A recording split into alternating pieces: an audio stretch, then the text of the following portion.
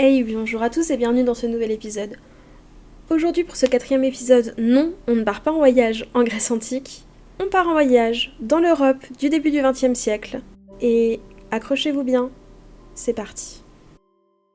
11 novembre 1918, 5h15 du matin, dans un wagon-restaurant, non loin de la gare de Rotonde. Matthias Herzenberg signe l'armistice face au maréchal Foch. Après plus de 4 ans d'affrontements, l'Allemagne capitule enfin. C'est à 11h ce matin-là que le cessez-le-feu sera effectif. Entre minuit et 11h du matin, 11 000 personnes perdront la vie dans cette dernière journée de guerre. 11 novembre 1918, 10h45, Vrigne-Meuse, dans les Ardennes. Augustin Trébuchon est le dernier soldat français à perdre la vie dans cette guerre, d'une balle dans la tête alors qu'il est simplement en train de porter un message à son capitaine. 11 novembre 1918, 10h59, Chaumont devant Damevilliers. Henri Gunther charge les troupes allemandes et se fait tuer par ses troupes, surprises, ne comprenant pas pourquoi cet homme les charge à quelques poignées de secondes du cessez-le-feu. Ce soldat américain est le dernier soldat tué lors de la Première Guerre mondiale. Les autorités militaires françaises vont décider d'antidater au 10 novembre toutes les dates de mort des soldats français qui auraient pu tomber le 11 novembre. Pourquoi ? Le but était que ces soldats français ne soient pas tombés le jour de la victoire. 11 novembre 1918, 11h du matin. Le cessez-le-feu est effectif. Après plus de 4 ans, la Première Guerre mondiale est enfin finie. Les Alliés ont gagné. Quand on veut faire des vidéos sur l'histoire, c'est parfois difficile de passer à côté de certains événements. Comme c'est le cas, du coup, aujourd'hui, avec la commémoration du 11 novembre. Maintenant que j'ai planté un petit peu le décor, si on revenait au début de l'histoire et comment tout cela a commencé. Parce qu'avant de signer un armistice, il faut qu'il y ait une guerre. Juste pour vous raconter un peu l'histoire, je vais parler de dates clés. Il faut pas oublier que les événements que je vais citer interviennent dans un contexte qui est déjà empreint d'énormément de tensions depuis plusieurs années, voire plusieurs dizaines d'années pour certains pays, et que donc il ne fallait parfois pas grand-chose pour que ça mette le feu aux poudres et qu'on puisse arriver au contexte de cette Première Guerre mondiale. 28 juillet 1914, Sarajevo. Alors qu'il est en visite dans la ville, l'archiduc d'Autriche et la duchesse d'Hohenberg, sa compagne, sont assassinés par un nationaliste serbe. Par cet acte, Gavrilo Princip vient d'assassiner l'héritier du trône impérial d'Autriche. François Ferdinand est donc l'archiduc d'Autriche-Est. C'est le neveu de François-Joseph et de l'impératrice Élisabeth. L'assassinat de Sarajevo donne à l'Autriche-Hongrie le prétexte parfait pour tenter d'éliminer la Serbie. Un objectif que le pays réfléchit déjà depuis un long moment. Pour ce faire, l'Autriche-Hongrie va se tourner vers son allié de longue date, l'Allemagne, et lui demander de l'aide.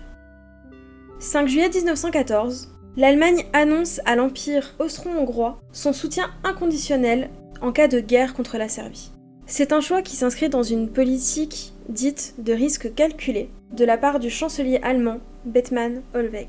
À ce moment-là, l'Allemagne est prête à entrer en guerre, alors qu'elle sait que ce n'est pas forcément le cas de la Serbie, la Russie ou encore la France. Le chancelier allemand sait que c'est maintenant que la situation est la plus favorable à un succès allemand en cas de guerre. À partir de cette date, petit à petit, le jeu des alliances va commencer à se mettre en place. 28 juillet 1914. 5 jours auparavant, l'Autriche a déposé un ultimatum à la Serbie que cette dernière a refusé. La conséquence, elle est que l'Autriche déclare la guerre à la Serbie. Ce même jour, l'Italie annonce sa neutralité dans le conflit, alors que le gouvernement français ordonne à ses troupes de s'éloigner à plus de 10 km des frontières allemandes, espérant ainsi apaiser les tensions qui existent déjà entre la France et l'Allemagne et éviter des conflits à la frontière. 29 juillet 1914. La Russie annonce une mobilisation partielle contre l'Autriche-Hongrie en soutien à la Serbie. Juste avant d'aller plus loin, je vais éclaircir un petit point avec le terme de mobilisation que je vais utiliser à plusieurs reprises. La mobilisation, c'est l'acte de rassembler des troupes et du matériel afin de se préparer à la guerre. 30 juillet 1914, la Russie annonce une mobilisation générale contre l'Allemagne. 31 juillet 1914, l'Allemagne se proclame en danger de guerre. Au même moment, l'Autriche annonce une mobilisation générale pour le 4 août 1914. Ce jour-là, le Kaiser Guillaume II tente de négocier avec le tsar Nicolas II, son cousin. En effet, Guillaume II veut obtenir la suspension de la mobilisation générale russe. Cependant, les négociations échouent, et Guillaume II lance un ultimatum à Nicolas II, lui demandant l'arrêt complet de la mobilisation et l'abandon du soutien de la Serbie. Dans le même temps, l'Allemagne adresse à la France un ultimatum, demandant à cette dernière de ne pas soutenir la Russie en cas d'intervention dans le conflit serbo-autrichien. Ce même jour, Raoul Villain assassine Jean Jaurès, qui tente depuis plus d'1 mois d'empêcher la France d'entrer dans le conflit qui se profile à l'horizon. 1er août 1914. La France ne donne pas une réponse claire à l'ultimatum de l'Allemagne. Elle répond simplement qu'elle agira en fonction de ses intérêts. Ce même jour à 15h45, le gouvernement français annonce une mobilisation générale avant même d'apprendre que l'Allemagne déclare la guerre à la Russie suite au fait que la Russie a rejeté leur ultimatum. C'est alors que l'Allemagne lance également une mobilisation générale contre la Russie. 2 août 1914. La France se prépare au cas où elle aurait besoin d'intervenir, d'entrer en action dans ce conflit qui se prépare. L'Allemagne, elle, de son côté, lance un ultimatum au gouvernement belge. Ce dernier ne doit pas s'opposer au passage des troupes allemandes sur son territoire. 3 août 1914. La Belgique refuse l'ultimatum allemand. Les troupes allemandes ne passeront pas. Entre-temps, l'Allemagne a adressé un nouvel ultimatum à la France. L'Allemagne exige la neutralité de la France et que cette dernière abandonne 3 places fortes à Verdun. Cependant, le gouvernement français fait la même réponse que quelques jours auparavant. La France agira en fonction de ses intérêts. 3 août 1914, à 18h45, à Paris, l'ambassadeur d'Allemagne transmet alors la déclaration de guerre au chef du gouvernement avant de quitter la capitale.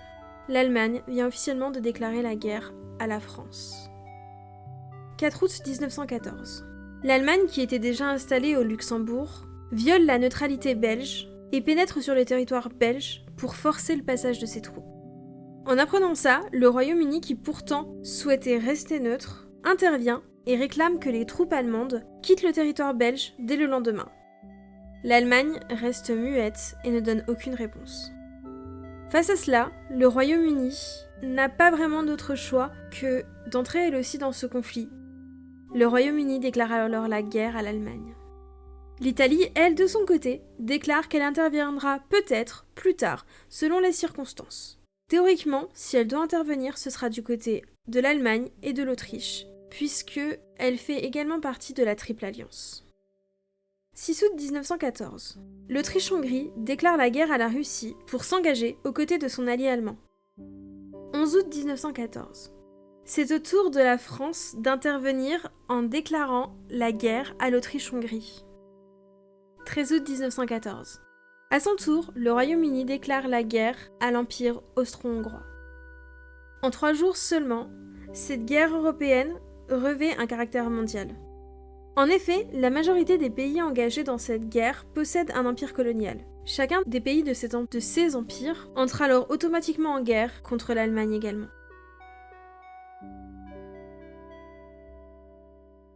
23 août 1914, le Japon déclare la guerre à l'Allemagne, offrant ainsi son soutien aux membres de la Triple Entente. 4 septembre 1914. Avec le pacte de Londres, le Royaume-Uni réussit à faire quitter la Triple Alliance à l'Italie. La Triple Entente s'engage également à ne pas signer d'accord de paix séparément. France, Royaume-Uni et Russie doivent avancer ensemble dans cette guerre. 1er novembre 1914, l'Empire ottoman déclare son soutien à l'Allemagne. 3 novembre 1914, la France et le Royaume-Uni s'engagent également dans une guerre contre l'Empire ottoman. En l'espace de 4 à 5 mois, la majorité des plus grandes puissances mondiales sont entrées en action dans ce premier conflit mondial. Cependant, c'est en Europe que se joue le destin de cette guerre, et principalement sur le territoire français où vont se jouer la majorité des combats.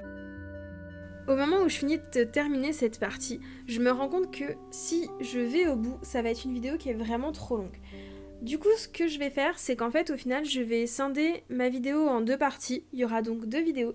Une vidéo qui parlera donc de ce qu'on a vu aujourd'hui, plutôt de 1914 et des faits du 11 novembre 1918, Et puis une autre dans 15 jours où on ira sur les 3 dernières années de la guerre et peut-être un peu plus aussi sur comment s'est organisé l'armistice. J'exclus pas le fait que si je trouve que c'est encore trop long, je dois m'en faire une 3e partie, j'en ferai une 3e partie. En attendant, moi j'espère que cette vidéo vous a plu. Pour ma part, elle m'a fait sortir de mes sentiers battus et retourner vers des sujets que je n'ai pas forcément l'habitude d'aborder. Et c'était plutôt plaisant. Je vous souhaite donc une très bonne journée, une très bonne soirée. Si ça vous a plu, je vous invite à vous abonner, me laisser un petit like, un commentaire, activer la petite cloche de notification pour ne pas louper la prochaine vidéo. Et puis voilà, je vous dis à très bientôt. Ciao ciao.